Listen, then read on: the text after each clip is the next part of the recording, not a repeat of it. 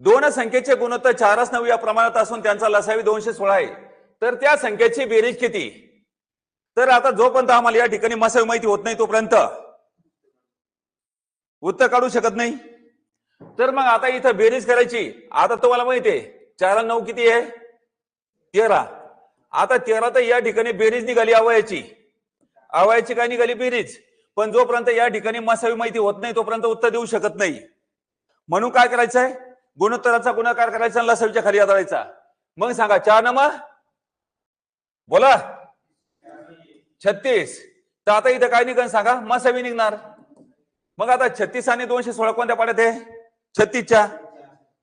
मग आता सांगा 6 36 होते, तर 36 एक 36, 36 सक किती?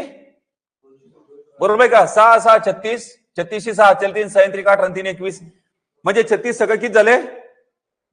216. तर मसावी किती आला सांगा मग? 6. तर आता इथं गुणिले 6 करायचा, 13 सकम 78. तर मग आता त्या दोन संख्येची बेरीज किती आली सांगा? 78.